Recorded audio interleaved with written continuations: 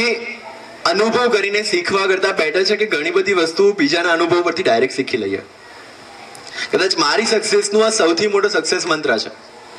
મેં જ્યારે યુપીએસસીની preparation start કરી ત્યારે લગભગ યુપીએસસીના ટોપર્સના જેટલા વિડીયોઝ યુટ્યુબ પર અવેલેબલ હતા એ બધા જ મેં જોઈ નાખેલા. એ જોવા નહીં કે એમને શું કર્યું ને સક્સેસ મળી, એ જોવા કે એમણે કઈ ભૂલો કરી હતી ને એના કારણે એમને મોડી સક્સેસ મળી, જે ભૂલો મારે રિપીટ નથી કરવાની. ધેટ ઇઝ અ સક્સેસ મંત્ર. બીજાના અનુભવ પરથી શીખી અને આપણી ટ્રેનને ફાસ્ટ કરવાની છે, તો આ કોમ્પિટિશન વાળા યુગમાં આપણે ટકી શકીશું. એન્ડ મારી જે વાતો છે એ માત્ર યુપીએસસી જીપીએસસી માટે નથી. It's for everyone who want to excel in the life. Field can be anything. તમારે બોલિવૂડ જોઈન કરવું હોય તો બી I have no objection, but એમાં પણ સ્ટીફ કોમ્પિટિશન છે. લાઈફની અંદર કોઈ એવું ફિલ્ડ નથી કે જ્યાં કોમ્પિટિશન ન હોય, પણ એટ ધ સેમ ટાઈમ તમારી જોડે એક એડવાન્ટેજ છે. એ એડવાન્ટેજ એ છે કે આ 21st સેન્ચુરી જેટલી ઓપોર્ચ્યુનિટીઝ આપી છે ને, એટલા જ ડિસ્ટ્રેક્શન્સ ક્રિએટ કર્યા છે. એટલા બધા ઓપ્શન્સ છે તમારી જોડે કે તમે પોતે કન્ફ્યુઝ છો કે મારે શું કરવું ને શું ન કરવું. અને તમે નહીં, તમારી આજુબાજુવાળા બધા કન્ફ્યુઝ છે. રાઈટ? મારે પબજી રમવી કે વોટ્સએપ કરવું કે ફેસબુક કરવું, વી ડોન્ટ નો. એવા ટાઈમ પર જો તમે ફિક્સ કરી લીધું ને કે મારે આ જ કરવું છે, તો એ બધા ડિસ્ટ્રેક્શનમાંથી તમે ક્યારનાય બહાર નીકળી જશો. And you will B successful person. અને પેલા લોકો હજુ પણ પેલી વર્ચ્યુઅલ દુનિયામાં એકબીજાને ગોળીઓ મારતા છે. And you will be an IPS officer shooting real criminals. Isn't it? પણ આપણને મિનિમલિસ્ટ અને પબજીમાંથી ટાઈમ જ નથી મળતો. હું તમારી વાત કહેવા આવ્યો છું, because I have seen the people. મારી કોલેજમાં જ્યારે હતો, એનઆઈટી જેવી કોલેજની અંદર, ત્યારે લોકોનો એટીટ્યુડ શું હતો? એક્ઝામ આવે છે, એના અઠવાડિયા પહેલા વાંચી લઈએ, એક્ઝામ પાસ કરી લઈએ. ફાઇનલ થર્ડ યરમાં આવે પછી વિચારવા લાગે કે યાર હવે એન્જિનિયરિંગ પછી આગળ શું કરવાનું. અને આજકાલ તો એન્જિનિયરિંગ એટલું કોમન થઈ ગયું છે કે પહેલા લોકો 12મા પછી વિચારતા હતા કે આગળ શું કરવું, હવે લોકો એન્જિનિયરિંગ પછી વિચારે છે કે આગળ શું કરવું. એટલો ફુગાવો આવી ગયો છે. તો એ લોકો જ્યારે થર્ડ યર ફાઇનલ યરમાં આવે એટલે વિચારે કે યાર કેટની પ્રિપેરેશન કરીને એમબીએ કરું, જીઆરઈ કરીને ફોરેન જવું, કે ગેટની એક્ઝામ આપીને માસ્ટર્સ કરું, યા ગેટની એક્ઝામ આપીને પીએસયુમાં જવું, યા કેમ્પસ પ્લેસમેન્ટમાં બેસું, યા પછી યુપીએસસીની પ્રિપેરેશન કરું. આખા બધા ઓપ્શન્સની અંદર એ લોકો એટલા અટવાયેલા હોય. અને અટવાયા પછી શું કરે ખબર છે? પહેલા કેટની પ્રિપેરેશન આવે, કેટની એક્ઝામ આવે છે, ચલો કેટ આપી દીધી, થોડી પ્રિપેરેશન કરીને, એમાં લાગે છે ચાન્સીસ ઓછા છે. પછી ગેટ આવે છે, ગેટની તૈયારી કરી, ગેટ આપી દીધી. પછી થોડી વાર લાગે જીઆરઈ આપી, જીઆરઈ આપી દીધી. એન્ડ ફાઇનલ રિઝલ્ટમાં આવે છે 0. બીકોઝ એ બધા એફર્ટ્સ જે છે એ ડેડિકેટેડલી આપેલા નથી. નાઉ ટેલ મી વન થિંગ, તમારે જમીનમાંથી પાણી કાઢવું હોય તમારે એક જ જગ્યાએ ખોદવું પડે, yes or no? But 10 meter ખોદીને પછી લાગે યાર પાણી નથી નીકળતું, ચલો બીજે ટ્રાય કરીએ. ફરી 10 મીટર ખોદી, પાણી નથી નીકળતું, ત્રીજે ટ્રાય કરીએ. શું થશે ફાઇનલ રિઝલ્ટ? ન તો કૂવો ખંદાશે, ન પાણી નીકળશે, ને તમારી તરસ છીપશે, ને તમે થાકી જશો. એ અલગ. લાઈફની અંદર પણ આપણે આ જ કરીએ છીએ.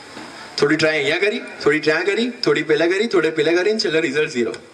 બટ એક જ જગ્યાએ જ્યાર સુધી પાણી ન નીકળે ત્યાર સુધી ખોદવાની તમારી તૈયારી હોય તો લાઈફની અંદર કોઈ તમને ક્યાંય રોકી શકવાનું નથી. અને ખોદવા માટે પહેલા નક્કી કરવું પડશે કઈ જગ્યાએ ખોદવાનું છે. લાઈફની અંદર આગળ જવા માટે પહેલા અહીંયાથી નક્કી કરવું પડશે કઈ જગ્યાએ જવાનું છે. હું જ્યારે 8મામાં 7મામાં હતો ને ત્યારે દિમાગમાં નક્કી હતું કે મારે આ રીતે ઓફિસર બનવાનું છે. અને મારા એટીટ્યુડમાં હું એ વસ્તુઓને વણતો જતો હતો. લીડરશિપ સ્કિલ્સ છે, કમ્યુનિકેશન સ્કિલ્સ છે, પ્રોબ્લેમ સોલ્વિંગ સ્કિલ્સ છે, understanding the other person. Because જ્યારે તમે ઓફિસર તરીકે બેસો તો ચેર પર તમારી સાથે દિવસમાં 500 માણસો આવે છે. એ 500 માણસના વ્યૂ પોઈન્ટને સમજવા માટે તમારે લોકોને મળવું જરૂરી છે. રાઈટ? તો હું જ્યારે કોલેજમાં હતો ત્યારે હું ઝુંપડપટ્ટીમાં અને સ્લમના બાળકો જોડે ટાઈમ સ્પેન્ડ કરતો, એમને ભણાવતો, એમના પ્રોબ્લેમ શું છે એ સમજતો. લોકોને એવું લાગતું કે આ બાળક છે ને ભટકી ગયો છે. બીકોઝ કેવું હતું, કોલેજની અંદર મારું ગોલ ફિક્સ હતો કે મારે યુપીએસસી કરવી છે, એટલે પ્લેસમેન્ટમાં બેસવાનું નહોતું, એટલે ઇન્ટર્નશીપનો સવાલ નહોતો આવતો. ટેકનિકલ થોડું સારું હતું એટલે એક્ઝામ પાસ થઈ જતી હતી. તો મારું જે વેકેશનનો ટાઈમ છે ને, હું આ રીતે સ્લમમાં જઈને છોકરાઓને ભણાવવું, એમના પ્રોબ્લેમ સોલ્વ કરવા. સરને ખબર છે એનજીઓસ, મારા 2-3 એનજીઓસ ચાલુ કરેલા મેં. એટલે પબ્લિક ટચ હું વધારતો હતો. એટલે લોકોને એવું લાગતું કે આ માણસ પબ્લિસિટી માટે કરી રહ્યો છે, પોતાના રસ્તામાંથી ભટકી ગયો છે, પોતાનો ગોલ ભૂલી ગયો છે. બટ દે ડિડન્ટ નો કે હું જે પોસ્ટ માટે જવાનો છું એમાં મારે આ જ કામ કરવાનું છે, અને એ હું મારા ફ્રી ટાઈમમાં કરતો હતો. જ્યારે મારા ફ્રેન્ડ્સ ફેસબુક ને વોટ્સએપ પર ચેટિંગ કરવામાં અને પોસ્ટ લાઈક કરવામાંથી, એ વખતે મ્યુઝિકલી નહોતું આવ્યું, એટલે પોસ્ટ લાઈક કરવામાંથી ઉપર નહોતા આવતા, ત્યારે હું મારો જે ટાઈમ હતો એ આ રીતે ઝૂંપડપટ્ટીમાં સ્પેન્ડ કરતો હતો. And that actually help me to learn what is the attitude of a person, how to deal with a person. આજે મારી સામે કોઈ પણ પ્રકારનો માણસ આવે, I can deal with him without getting training, because I was completely focused on my goal. મેં મારો એક્સિડન્ટ થયો, એના પછી મેં 5 પેપર આપ્યા, અને પછી એક મીડિયા ચેનલે મને પૂછ્યું ત્યારે મેં એક ડાયલોગ મારેલો કે એક્ઝામનો નશો ઉતર્યો ને ત્યારે ખબર પડી કે ખરેખર પગમાં દુખે છે. એટલે અને હમણાં વચ્ચે જ એક પ્રોગ્રામમાં ગયેલો, હેલ્ધી કેમ્પસ કરીને ગુજરાત યુનિવર્સિટીમાં હતો, તો એ લોકો નાર્કોટિક્સનો પ્રોગ્રામ હતો, ડ્રગ્સ ને એડિક્શન ને એના પર વાત હતી. ત્યારે એક છોકરાએ મને પૂછેલું કે સર, તમારે કોઈ એડિક્શન હતું? વર યુ એડિક્ટેડ ટુ સમથિંગ? અને મારી સ્પીચમાં મેં જવાબ આપેલો, yes, I was addicted. I was addicted to my goal. I was addicted to my commitment. I was addicted to my passion. I was addicted to my dedication. I want to see that addiction in all of you. Be addicted to your goal, not to mobile. Be addicted to your passion. Decide your dream. કારણ કે પૈસા જોવાનો કોઈ GST આપવો પડે છે તમારે? Sorry, સપના જોવાનો કોઈ GST આપવો પડે છે? તો પછી આપણે શામાં અટવાઈએ છે?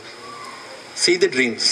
ધીરુભાઈ અંબાણી જ્યારે ખિસ્સામાં 10 રૂપિયા નહોતા અને સાયકલ પર કપડાં વેચવા નીકળતા હતા, ત્યારે એમણે એક સપનું જોયેલું કે એક એવી ઇન્ડસ્ટ્રી બનાવી છે જે આખા ભારતની સૌથી મોટી ઇન્ડસ્ટ્રી હોય. અને આજે રિલાયન્સ ઇન્ડસ્ટ્રીઝ તમે જોઈ શકો છો. ખિસ્સામાં 10 રૂપિયા પણ નહોતા એ વખતે વિચારેલું. જ્યારે આ દેશની અંદર કમ્યુનિકેશન માટે આપણે ટપાલનો ઉપયોગ કરતા હતા, ઘોડાગાડી દોડાવતા હતા, કબૂતર મોકલતા હતા, એ વખતે ગાંધીએ એક સપનું જોયેલું કે આખા દેશને આઝાદ કરવો છે. Without any kind of communication આખો દેશ ગાંધીની પાછળ ચાલ્યો હતો. જ્યારે આપણે એમ વિચારતા હતા કે માત્ર બોલીને આપણી વાત બીજા સામે પહોંચાડી શકાય છે, ત્યારે ચાર્લી ચેપ્લિને એક પણ શબ્દ બોલ્યા વગર આખી દુનિયાને એન્ટરટેન કરેલી. અને જ્યારે આપણે એમ વિચારીએ છીએ હજુ પણ કે મહિલાઓ જ સારું ખાવાનું બનાવી શકે છે, ત્યારે સંજીવ કપૂર પૂરી દુનિયાને ઇન્ડિયાના સ્વાદનો અહેસાસ કરાવે છે. હજુ પણ આપણે જ્યારે એવું વિચારીએ છીએ કે આપણે ઘરડા છીએ અથવા આપણી ઉંમર થઈ ગઈ છે ને આપણે કંઈ નથી કરી શકતા, ત્યારે અમિતાભ બચ્ચન 75 વર્ષે પણ વર્ષની 3 સક્સેસફુલ મૂવીઝ આપે છે.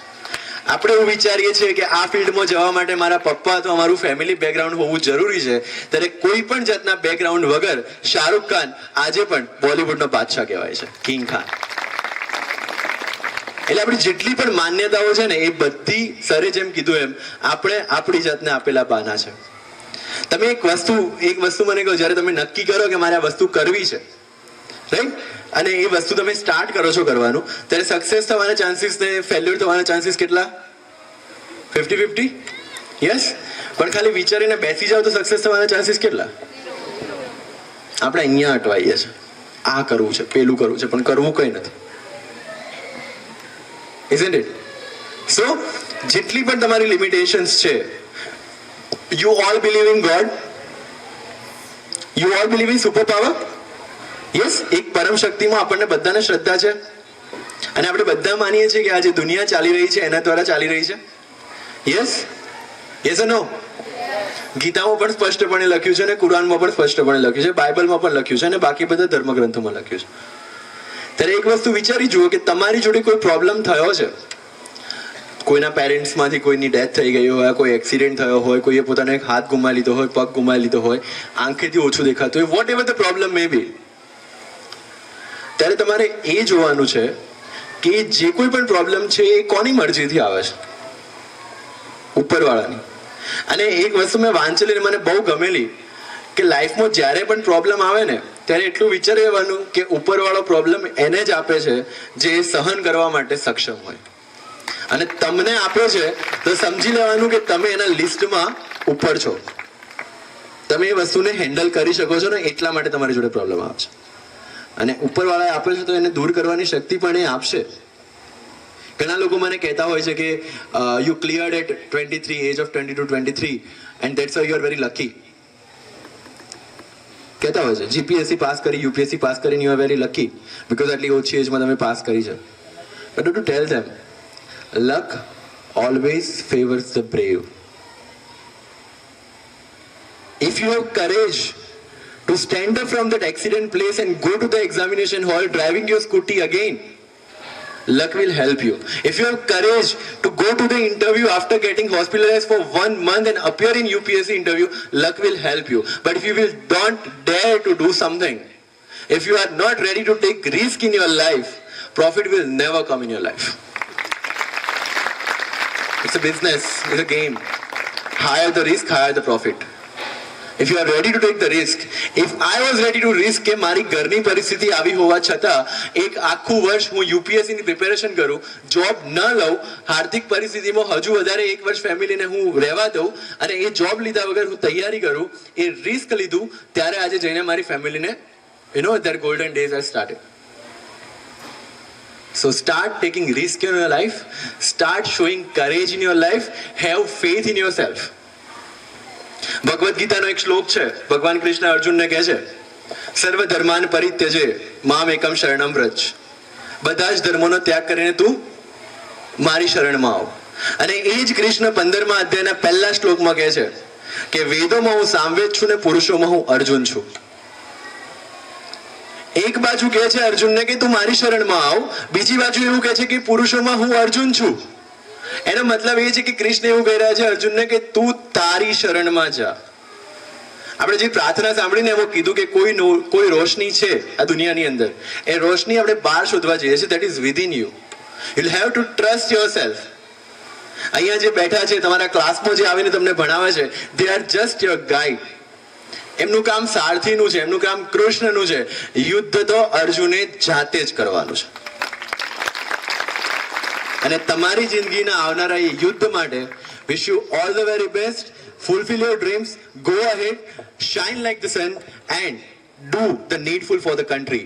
જય હિન્દ, જય Bharat. Thank you very much, sir. Actually, we thought we would keep on listening to you.